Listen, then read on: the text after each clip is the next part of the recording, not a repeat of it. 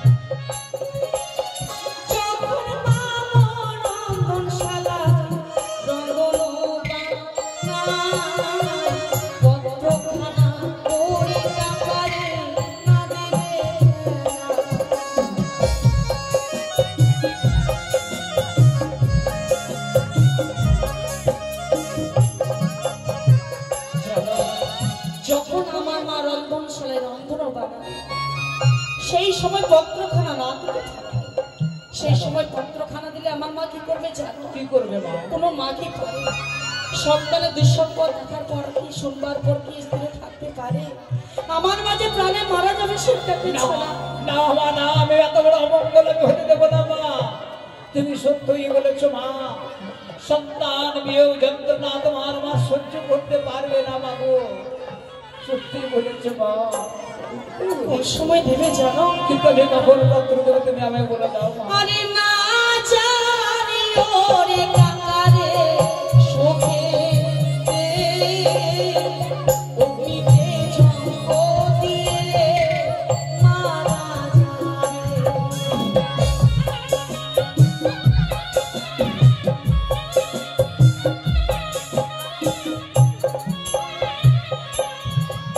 আরে আমি নাই আছি কাকারি চন্দনের তার নিচে আছে কাকারে অনেকে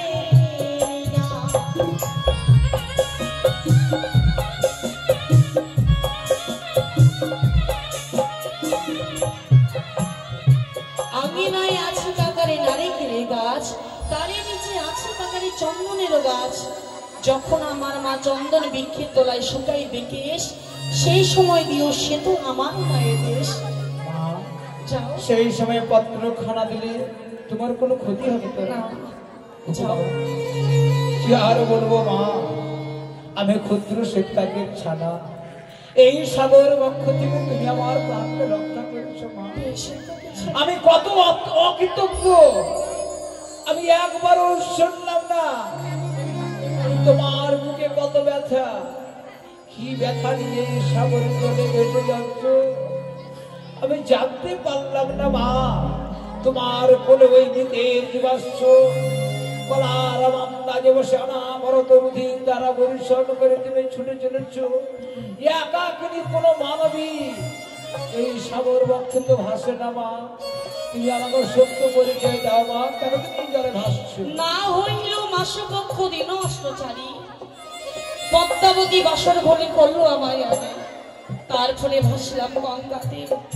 ভাসিতে ভাসিতে যাব আমি কনক দেব করে, সেখানে গিয়ে আমার স্বামী প্রাণদান আমি ফিরে নিয়ে আসবো। সেখানে ছেলে মা ওগো ওই মান্দাজে ভাসিনি মা, সত্যই বলেছ মা, তুমি পারবে অসাধ্য সাধন করতে, কিন্তু আমি ক্ষুদ্র জীব শিক্ষকের ছানা, আমার যত জ্ঞান নেই মা। আমি শুনেছি মহাজনেরা বলেন জন্মিলে মরিতে হবে, অমরকে কথা কবে চিরস্থির কবেনি জীবন নদী। এই পৃথিবীতে মানুষ যেমন আসে, আবার এই পৃথিবী নিরাশে চলে, এই পৃথিবী ছেড়ে চলে যেতে হয়, এটাই যে পৃথিবীর নিয়ম বাবু। তোমার এই মরাপতিকে তুমি কি করে বাঁচাবে মা? আমি সেখানে গিয়ে দেবতাদের চরণ ধরবো আর বলবো, গো দেবতাগণ আমার স্বামী প্রাণদানে ফিরিয়ে দাও। ধন্য, আমি ধন্য, আমি ক্ষুদ্র শ্বেতাঙ্গের ছানা হয়ে তোমার মতো দেবীকে দর্শন করেছি। বিদায় বিদায় গো, বিদায় গো মন্দাজবাসিনী মা, বিদায়। প্রভু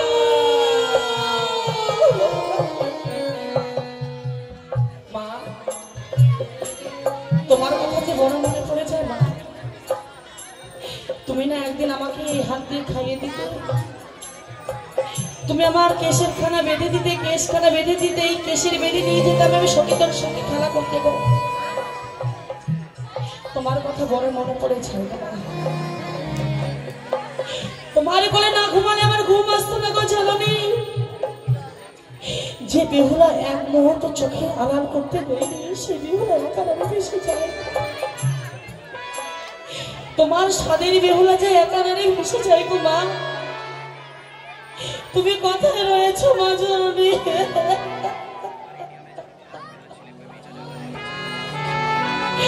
তোমার সাথে বেহুলা গো মা যায় গো ভেসে যায়। তোমার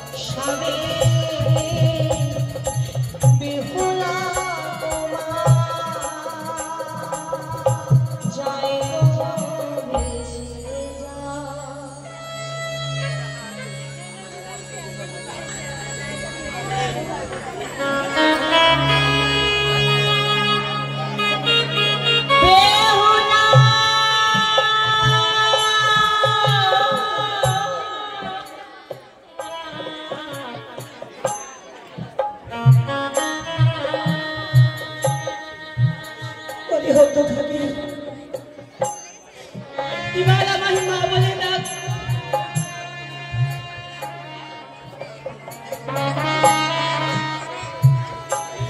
কতদিন হলো যেন তোর মুখে মা ডাক শুনে, একটিবার আমার মা বলে দেখি আমার এই তাপিত হৃদয় খালি যেন শীতল হবে। ওরে বেহুলা, তুই বিনে যে রাজপ্রাসাদ শূন্য হয়ে গেছে, কেউ রইল না আমাকে মা বলার মতো, কেউ রইল না।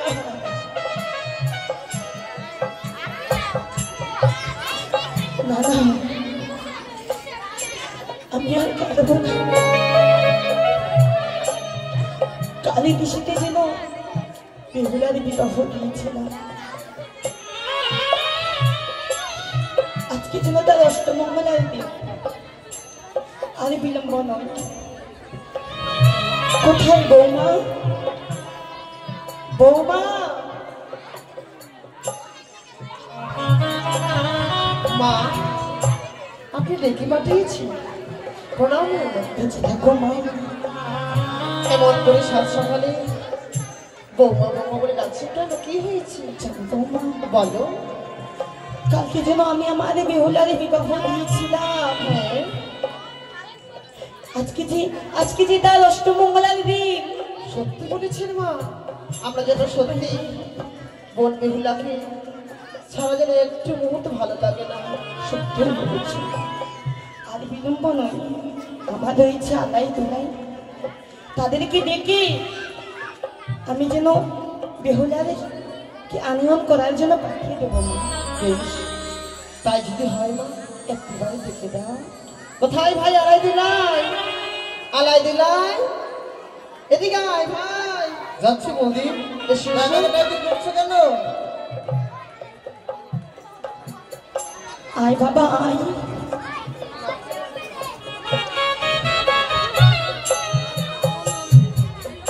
চরণে প্রণাম জানাই গো মা।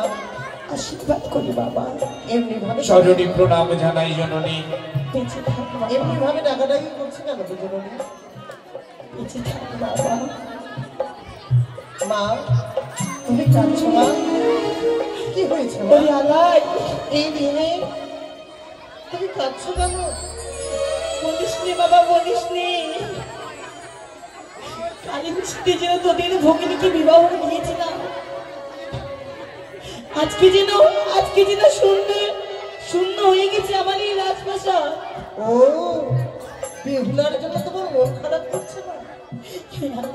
মা, সত্যি আমাদের ছোট বোন বেহুলা আমাদের ছেড়ে কোথাও থাকেনি তো ভাই দুলাই, সেই কারণে মায়ের মন যেন আর কিছুতেই স্থির ভাবে দাঁড়িয়ে থাকতে পারছে। ওগো জননী, আজকের দিনে যদি তুমি এমন ভাবে নয়নের জল ফেলো, হয়তো যে আমাদের বোন বেহুলার অমঙ্গল ঘনিয়ে আসবে। ও কথা বলিস নে বাবা, ও তুমি কথা কেঁদো বলিস না মা, নে।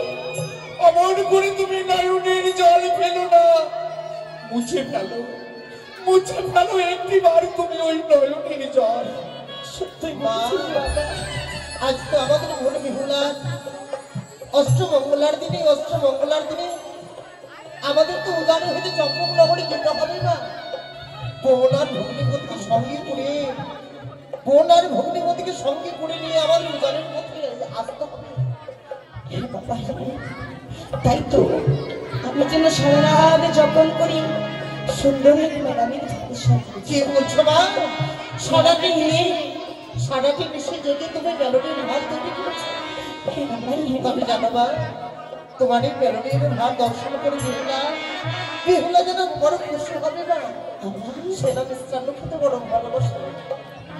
সত্যি বলছিস বাবা। তবে মা, আর দেরি করো না, মুছে ফেলো তোমাদের নয়নের জল আর মিষ্টান্নর ভাত খানা তোমার আমাদের হস্ত থেকে তুলে দাও। বেশ বাবা। বৌমা, মা, আমি যেন মিষ্টি মেলোডি ভাত আনতে গেছিলাম। দেবো তোমার।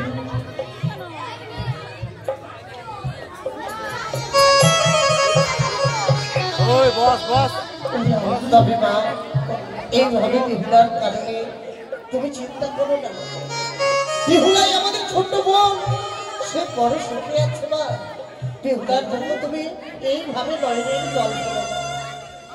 তুই ঠিক বলেছিস বৌদি, বাবা। বলে মা, মাকে বুঝে রাখবে কেন? বেশ, মা যেন এইভাবে না কাঁদে। বেশ, আমরা অতি শীঘ্রই উজানি হইতে চম্পক নগরে গিয়ে বোন আর ভগ্নিপতিকে অতি শীঘ্রই আমরা উজানির পক্ষে নিয়ে আসবো। চল ভাই দুলাই চল, এই মুহূর্তে মায়ের কাছ থেকে আমরা আশীর্বাদ নিয়ে ছুটে যাব আমরা আমাদের সেই তাপই মশাই রাজপ্রাসাদে। তাই চলো দাদা, মায়ের কাছে বিদায় নিয়ে আমরা চম্পক নগরে রওনা। তাই চল ভাই দুলাই। মা জননী, আমাদের আশীর্বাদ করো মা, আমরা যেন আমাদের বোন বেহুলাকে আমরা ভালোভাবে দেখে আসতে পারি। দাদা, ভাই দুলাই, চম্পক নগরের পথ অনেক দূর, চলো আরিফপুর নগরে ছুটে যাবো এই মুহূর্তে আমরা চম্পক নগরে। তাই চল ভাই দুলাই চল। দুর্গা দুর্গা মা, দেখো না, আজ না আমাদের চার ভাই মিলে সুন্দর করে এই বোন বেহুলা কেন যেন চলেছে।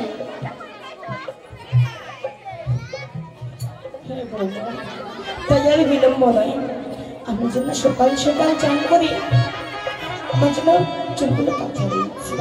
একটিবার আমি সেই ডালিম গাছে তোলায় বসে তোমরা দুই বৌমা মিলে সুন্দর করে হাত ছেড়ে দিও। ঠিক আছে, চলো তবে বসে। মা, আপনি ভালো করে বসে বলো, পাগুলো টিপে টিপে দিত, টিপে টিপে দে। আপনি কাঁদবেন না মা,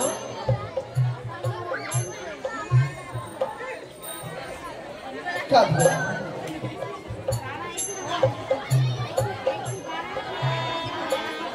কাদা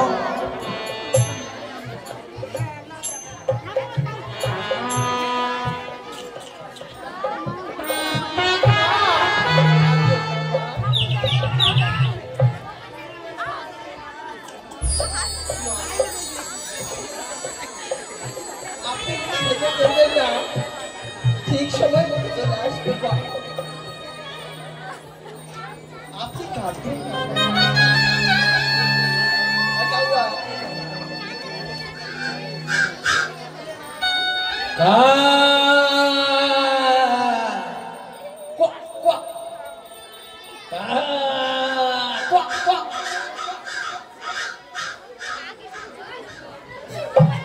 বৌমা, মা, শুনেছো বৌমা, শুনেছো? ওই তো যেন শীতকালীন ছানা খারাপে ডাকবে, এই যে অমঙ্গলের ডাক বলবে, এই যে অমঙ্গলের ডাক। মা, তবে কি আমার এই বিপদার কোনো অমঙ্গল হয়েছে? না মা, না, আপনি এমন ভাবে ভেঙে পড়বেন না, কিছু হয়নি। অনেক সময় তো বাবা ফাঁকা করে রাখে। ওরে কাকা, তুই যদি সুখের খবর নিয়ে আসিস তাহলে বসবি ওই কাঁচা দাঁড়িয়ে, আর যদি তুই দুঃখের খবর নিয়ে আসিস তাহলে বসবি ওই শুকনা দাঁড়িয়ে। কাকা, আমি হেরিলাম নয়নে, ওই অভাগিনীর মা, তার বদন দর্শন করে আমি চিনতে পারছি এই রাজগৃহের মহারানী নয়নের জল পরিশোধ করছে, শুধুমাত্র মেয়েকে তার স্বামীর ঘরে পাঠিয়েছে বলে। সে যদি জানতে পারে তার স্বামী মারা গেছে, সাগর জলে ভেসে যাচ্ছে, না জানি সে হয়তো প্রাণে মারা যাবে। আমি কেমন করে ওই পত্রখানার এই আঙিনার মাঝে ফেলি, তুমি আমায় বলে দাও। এই পত্র পান করার পর সে হয়তো স্থিরে থাকতে পারবে না, প্রাণ বিসর্জন দেবে।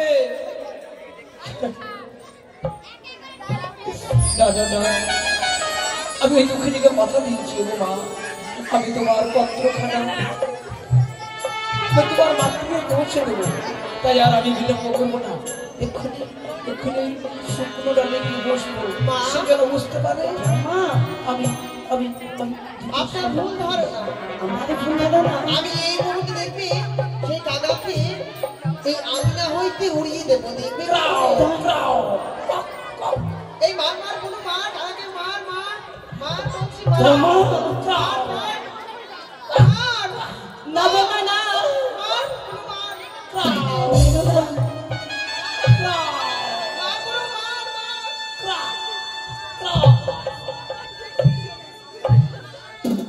যা যা মা, দেখুন আমরা উড়িয়ে দিয়েছি। আপনি থাকলে কখনো আমি বসুন, আপনার প্লিজ ধরুন। মা, দেখতে দেখতে যেন আজ এই আঙিনা আমাদের জন্য শীত চন্দনে বৃক্ষ পাতা করে নোংরা হয়ে গেছে। আপনি যদি বলেন আমি এই মুহূর্তে এই আঙিনা আমাদের ঝাড় দিতে পারি, বেশ বলুন, তুমি বিলম্ব করো না, ঝাড় দেবো। বলুন মার কাছে বস।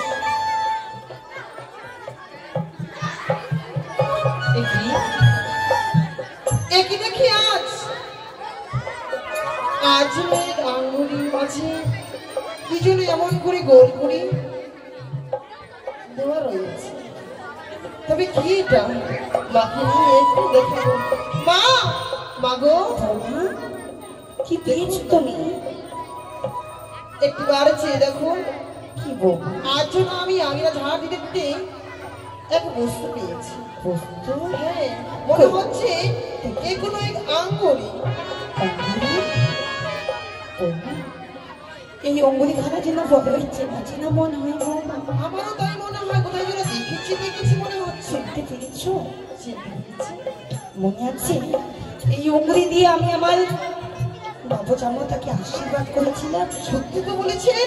তবে আমাদের এই আঙ্গিনা মাঝারি, তবে কি না না না কি ভাবছি আমি, তবে আমাদের জামাতা না, এই কিছুতেই হতে পারে না, এই কিছুতেই হতে পারে না। শুধু তাই নয় মা, তবে সেই আঙুলি যে পাইছি আরেকটাই বস্তু পেয়েছি।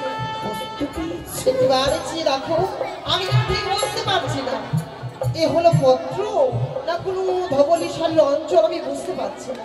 একটিবার খুলে দেখো না মা, কি মনে রয়েছে? একে দেখি মা, এই যে এক ধবলি শাড়ির অঞ্চল ছেঁড়া, শাড়ির অঞ্চল সাথে মনে হয় কিছু লেখা রয়েছে। কিছু লেখা রয়েছে? হ্যাঁ, কি মনে লেখা থাকতে পারে? একটিবার আমায় গন্ধটা করে শোনাও না। বেশ দেখুন মা, আপনি বলছেন আপনার কথা অনুযায়ী আমি পাঠ করবো। প্রথমে জানাই পিতা মাতা চরণী রাঙা চোখ ও সহস্র পেটে গোটা। পিতা মাতার চরণে আরো জানাই ছয় দাদা ছয় বৌদি চরণী আমার প্রণাম। বড় আশা করি মাগো তোমরা দিলে বিবাহ চম্পালিতে। বাসর ঘাটে আমাদের সাঁওতালি লঘুবাসর হবে। লঘুবাসর ঘরে সত্যি গিয়ে লিখেছে এ পত্র, কিন্তু ছয় দাদা ছয় বৌদি আমরা তো বেহুলান রয়েছি। বেহুলা? মনে হচ্ছে বেহুলান না তো? তবে কি আমার মেয়ে বেহুলা লিখেছে? তোমা বলো কি মনে লিখেছে আমার হতভাগী?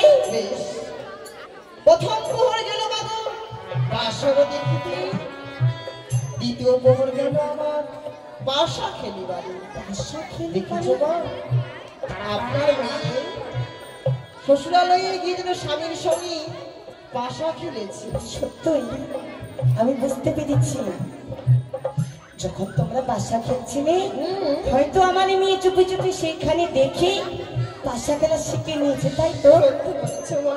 আঁকি লেখা রয়েছে, আঁকি লেখা রয়েছে। হয়েছে তৃতীয় প্রহর গেল আমার রন্ধন করতে। বাবা বাবা বাবা, দেখিছো যে ননদিনী আমাদের সঙ্গে কোনোদিন হাত দিয়ে হাত কোনো রন্ধনশালা যেত না, তাই তো? কোনো রন্ধনের কর্ম করতো না, সে আবার স্বামীর হয়ে গিয়ে বন্ধন করেছি। সে যে আমাদের মাতা পিতার নাম উঁচু রেখেছে বউ। সত্যি বলেছে। তারপরে চতুর্থ দেখি আমি দেখি আমার কোনো ভুল হয়েছে না তো? আমি পুনরায় করবো চতুর্থ প্রহরী। না না, হতে পারে না, হতে পারে না, হতে পারে না মা। কি বৌমা, তুমি যেন প্রথমে সুন্দর ভাবে আমাকে পাঠ করে শুনিয়েছ। এই চতুর্থ প্রহরের কথা বলতে গিয়ে তোমার জন্য দুই আমি অস্ত্র হয়ে যায়। আমার তো কোনো অস্ত্র হয় না। মায়ের কাছে লুকাচ্ছ মা। হাজারো আমি তোমার মা, মায়ের কাছে কখনো কি মেয়েরা ফাঁকে দিতে পারে? মা, সেই চতুর্থ প্রহরে কে মা লেখা রয়েছে? হে ঠাকুর, যে তুমি আমায় বলতে পারছো না? আমি কি করে বলি? এ কথা বললে যে মা আজকে দিনে কেঁদে কেঁদে পাগলটি হয়ে যাবে। আজকে দিনে যদি মায়ের কাছে না বলি, আমি মায়ের কাছে দোষী সম্পর্ক হবে। আর এ কথা বলে মা আমার পাগলিনী হয়ে যাবে। তবে কি আমি মায়ের কাছে যে চোখে জলে বাধা হয়ে যাব? বুঝতে পেরেছি বৌমা, বুঝতে পেরেছি। মা, হাজারো আমি তোমার নিজের মা নই তো, ওই জন্য তুমি আজকে এটা নিয়ে আমায় বলতে পারছো না। যদি আমি তোমার নিজের মা হতাম, তাহলে কি রয়েছে সেই চতুর্থ প্রহরী? নিশ্চয়ই তুমি আমায় খুলে বলতে, বৌমা, নিশ্চয়ই খুলে বলতে। এমন করে বলবেন না। আমি বুঝতে পেরেছি। হাজারো শাশুড়ি মা তো, শাশুড়ি মা নিজের মা তো আর নয়। নিজের মা বলি আমায় নিশ্চয় খুলে বলতে, তাই না? আমি বুঝতে পেরেছি। আপনি এমন করে বলবেন না মা। পিতা মাতা ছেড়ে এসেছি আপনার সন্তানের হাত ধরে আপনার গৃহ মাঝারে। আর এই পিতা মাতা ছেড়ে এসে আপনাদের মতো মাতা পিতা পেয়েছি।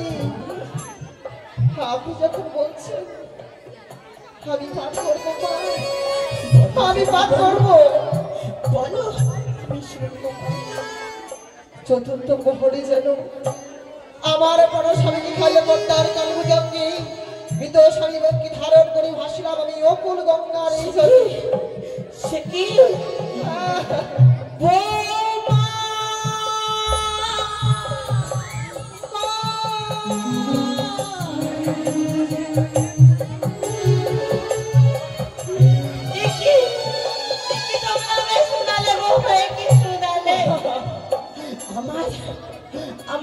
আমার বেহুলা বিধবা। না না, এ হতে পারে না, এ হতে পারে না, এ হতে পারে না।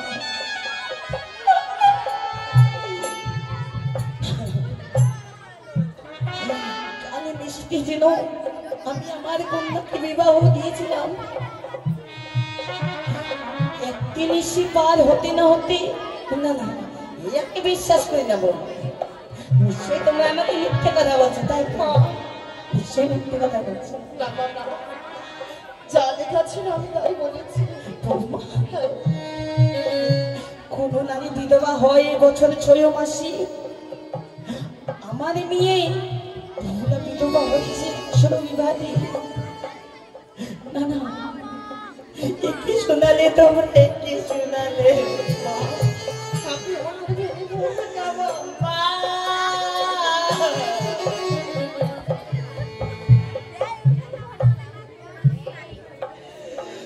ওই আমায় কাঁদালে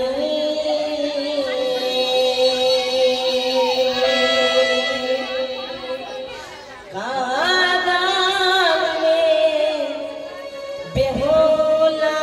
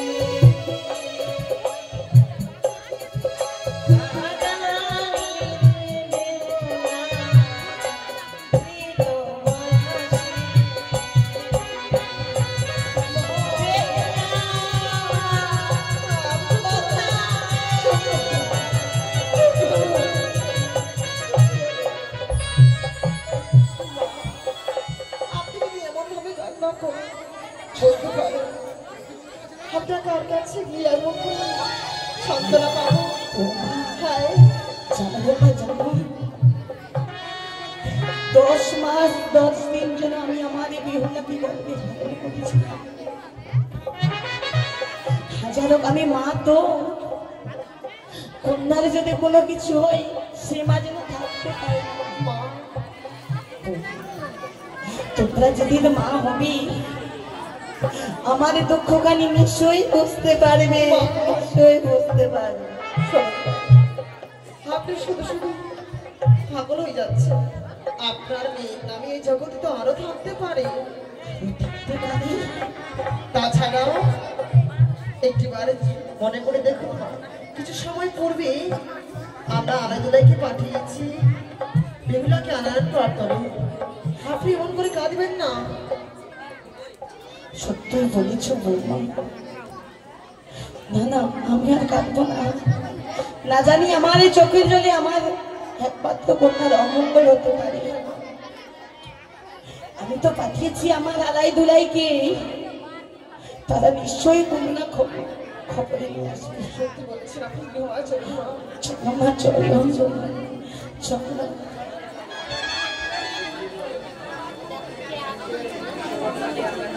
এই কি শুনলাম দাদা, চম্পক নগরে গিয়ে কি আমরা শুনলাম আমাদের ছোট্ট বোন বেহুলাকে নাকি অমল সাগরে ভাসিয়ে দিয়েছে দাদা। সত্যি ভাই ঢোলার